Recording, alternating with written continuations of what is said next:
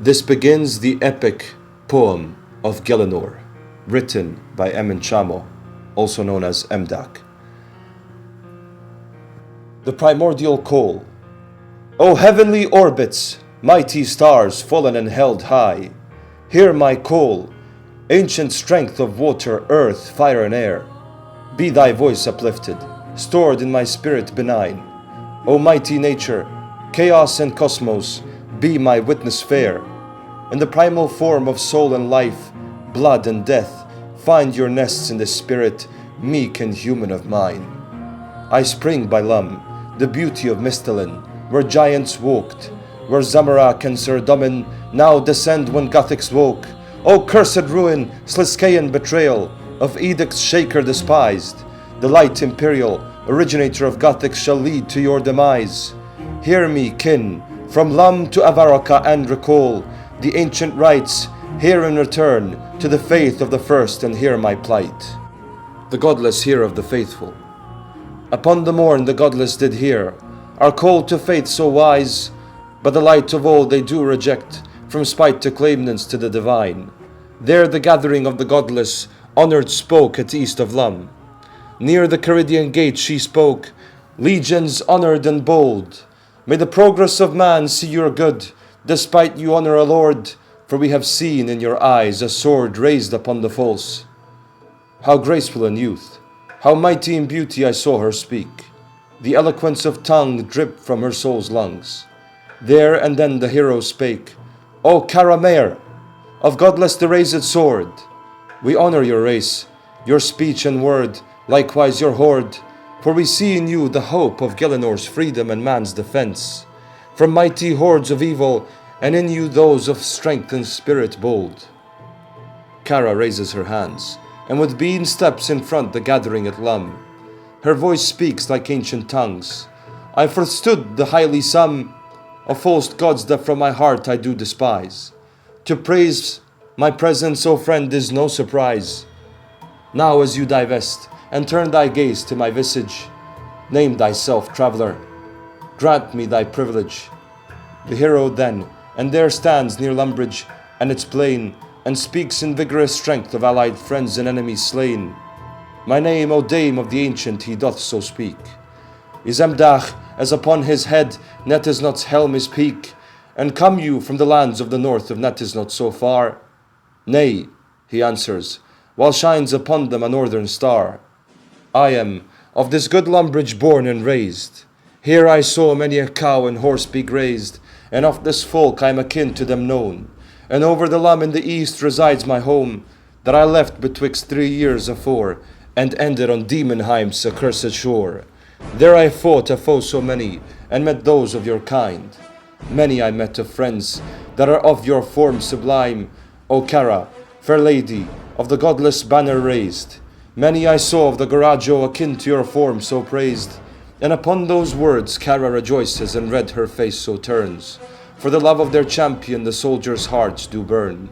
And Kara's following comprises men in thousands, yet the speech of this hero her heart so gracefully amends. In this war-torn sky where Sir Domin and Zamorak descend, cursed is their call, and the false promise they lend, to worship and kneel before the form so given, to them who of the earth were fashioned and risen. Now of this resounding doth our hero say aloud, and calls his ally the bold Garema, his warrior proud, and with him joins Ozan and Sir Vance and Valan too. Behind them men do join in hundreds and not a few. Emdac addresses Kara-Meir, and in their midst and in their front the hero says, O Kara, wise and in your speech so tall, before your wisdom many a foe shall fall, and behind your cloak your army stands mighty and tall. But heed now, O champion of your blessed race, and fear haughtiness and take a moderate warlike pace.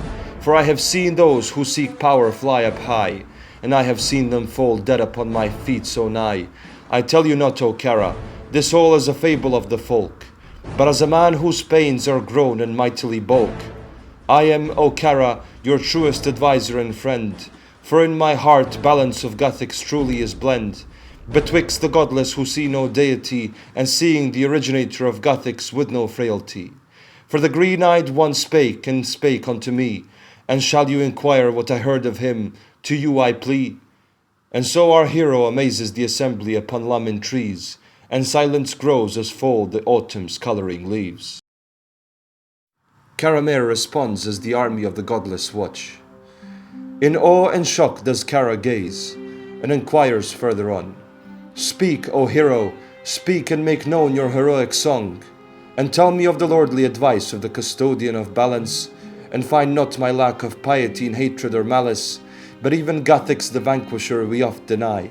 For no god is worth bowing to that I do becry. An impatient manner Emdac of Kara's voice pays heed, and in all of that he drives a mighty voiceful deed. Guthix's final instructions. Heed now, assembly, for the balancing truth's word I convey. Now your hearts shall flow in harmony and never dismay. Heed, for I am the vessel of the tears of Guthix unsung. So adjust the lute and prepare the tool to make it strung.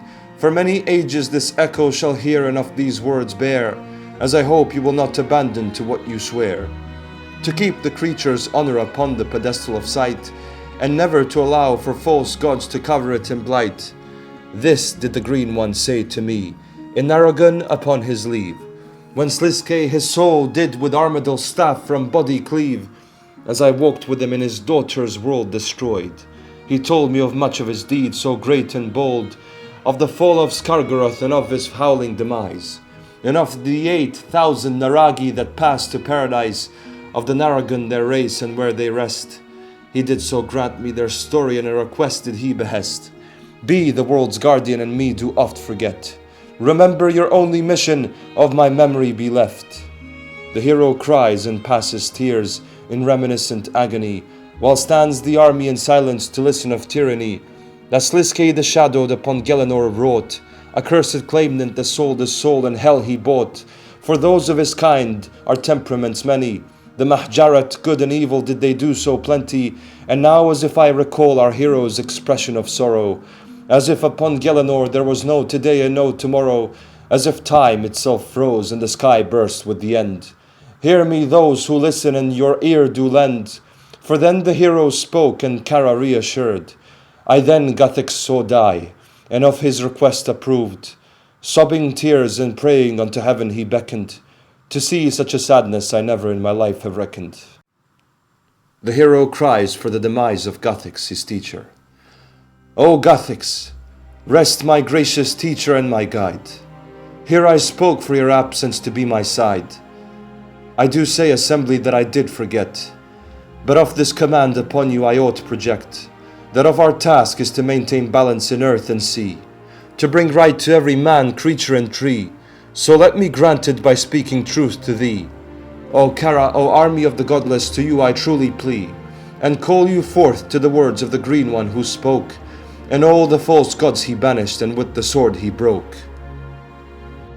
Guthix requests to be forgotten. Worship me not, he pleaded, in his last conference to me. I never ask to be worshipped, be no fanatic devotee.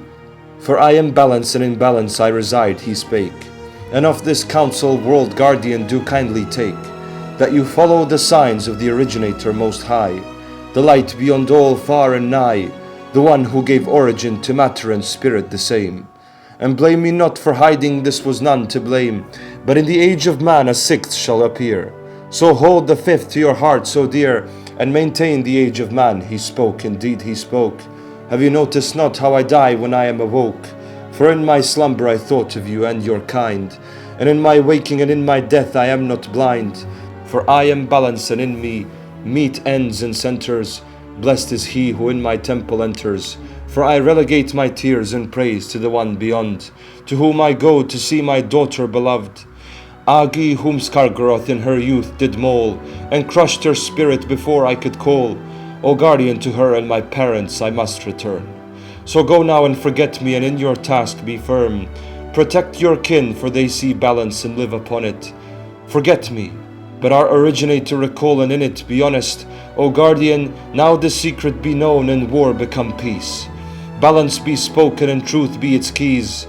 And thus the hero Guthix's last words narrated, while the assembly's eyes in wonder dilated, and in his tall stance Emdac sprung and stood, and calmed as much as his body and spirit could. Then looked he onwards to await Kara's reply, and upon silence's dew she spoke and rose on rock so high. Now Kara mourns Guthix, and her heart is softened for Emdac's faith. With her hand raised she stood in glory and beauty. Gather, O strong ones, gather, and this is no frailty, for I bear witness to the words of truth here spoken. The false gods will fall and all their idols be broken, for who would worship those of a reflected humane form? Are we not in the same so raised and in the same so born? Those who gain power must know in nature their place, and only the natural order of all things embrace. And they must give to all their proper due, and not spill this blood and gleam the world in hue.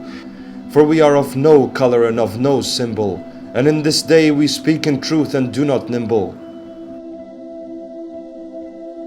And as she spoke, the crews assembled and cheered. And in her speech Emdac rejoiced, and in his heart declared to not give up and not fall with bending knees, but strive with his life and the source to please. For his comrades minus Ozan the bold followed his path, and of his faith they told. Many a men that came across and upon their path, who took to heart and gave whatever they hath, some their word and some a deed and some their sword. And all this 400 followers could so afford to give support to the one who emerged from Daemonheim, who fought in majesty and spoke benign. And in this the men of Kara shook the hands of the men of Emdac and praised their bands. For many of Lumbridge folk were of their kin. To see a brother, a mother, a sister was no sin, and in their brotherhood they did delight, and stood in friendship and in faithly divergent spite. For none of these did false gods so praise, no such event was reckoned, nay, never in the days. Calling to the faith, and many of men to Emdac's call did heed, to call them to a god he did so plead. Hearken you, men of no formed god and idolatry, for I call you to the one who made the earth and canopy, the four heavens that shine above us bright. For this creation he did not strive and did not fight, but in harmony and order balanced is this building so. And for the world was unformed and plain like dough, but from it the source brought forth diversity, and made man the carrier of all nobility. But be not fooled, this is no arrogant speech, for all creature are equal, of whom man is the breach. In his form prudent and of the skies harmony. Hear me now, O birds and trees who speak in melody, from Lumbridge to Falador and upon Berthorpe be sung, to Avaroca and unto Canifis this song be brung. Hear, O Ardoin and Camelot and distant Catherby, Tiryn winds gaze so turn and all of you camaraderie. For the age of man shall not in ease so end, for the wound of man and woman I do attend. And here are allies the godless who reject the false, their leading voice a maiden fair and never coarse. Be witness that to the kingdoms I do proclaim, that our originator is one of many blessed name, of many gnosi and many tales unfold, through many creatures known and bewitnessed bold. For the source is of reality the highest truth, and the founder of being its deepest root, where all the elements do in matter so collide. So unite in the source and your faith do not divide, for those who bow to stone and wood are yoked, and in folly their worship is ever lost and cloaked. So hear me and convey, O men of many skills, and speak of this across the valleys and all the hills. Call them to my cry and do not desist, but in this truth for man's honor I do persist. The fifth age is not over, and say not the sixth age of godly trial has come, but say the fifth is ours, and defend our gracious Lum. For when Saradomin and Zamorak both do fall, our pride will be haught and our piety stand tall. To the heavens elect and across the heavens sung, of those who saw the truth and to it dearly clung. Our task is to serve the fashioner, most sublime, who unveiled his names to all of creature and mankind. So insurrect, O age of man, and men of its age, I call to you, once your warrior and now your sage, to relive the truth that in the heart resides. Beyond the highest mighty there is no God besides. The battle of Lumbridge erupts, and in this Emdac his faithfully called did pause, and to his call many admired and many rose, but among them those of devout faith declined.